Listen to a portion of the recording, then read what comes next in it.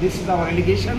এই এলিগেশনটা আমরা শুধু বারই বলি নাই, ওই ব্যক্তিদেরও বলি নাই, বারকে নিয়ন্ত্রণকারী প্রতিষ্ঠান বার কাউন্সিলকেও জানানো হয়েছে। বিজ্ঞ আইনজীবীরাই ঠিক করবেন কাকে ভোট দিবেন, কাকে ভোট দিবেন না।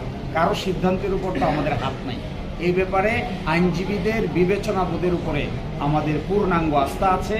যাকেই ভোট দেবেন সেটাই আমরা মেনে নিব, কিন্তু স্বচ্ছতা সহিত হোক, এটাই আমরা চাই। আপনাদের ক্যান্ডিডেটদের কোনো মানে প্যাকেজ আছে কিনা, যে যারা প্যানেল দিতে পারতেছেন না তাদেরকে কোনো ফ্যাসিলিটেট করার বিষয়ে আপনাদের কোনো পরিকল্পনা আছে কিনা, ইশতেহারে আছে কিনা? বুঝতে পারছেন? মানে যারা ইলেকশন করতেছে না তাদের ভোট মানে ভোট টানার জন্য আপনাদের বিশেষ কোনো অফার আছে কিনা, এটাই পরিষ্কার হিসাব না, দিতে। আমরা আলাদাভাবে প্যানেলের পক্ষ থেকে এবং পার্টিকুলার পোস্টের পক্ষ থেকে আলাদা নির্বাচনী ইশতেহার প্রকাশ করা হবে। এটার জন্য যে নির্বাচনী তফসিল আছে, তফসিলের সীমার মধ্যেই আমরা এটা করব।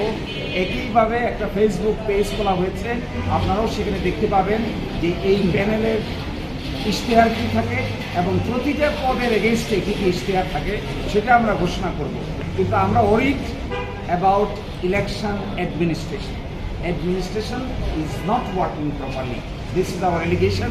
এই এলিগেশনটা আমরা শুধু বারই বলি নাই, ওই ব্যক্তিদেরও বলি নাই, বারকে নিয়ন্ত্রণকারী প্রতিষ্ঠান বার কাউন্সিলকেও জানানো হয়েছে যেন এটা ইমিডিয়েটলি সলভ করেন।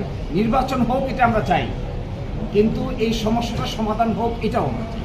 তারপরে 29-30 তারিখ নির্বাচন হোক, আমাদের কারো কোনো আপত্তি নেই।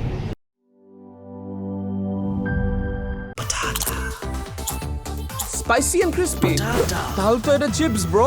টেক্সচারটা একটু ডিফারেন্ট। এটা তাহলে বিস্কিট, এটা চিপস ব্রো। বাছাই করা আলুর সাথে স্পাইসি সিজনিং এর টুইস্ট এলো প্রাণ পটাটা।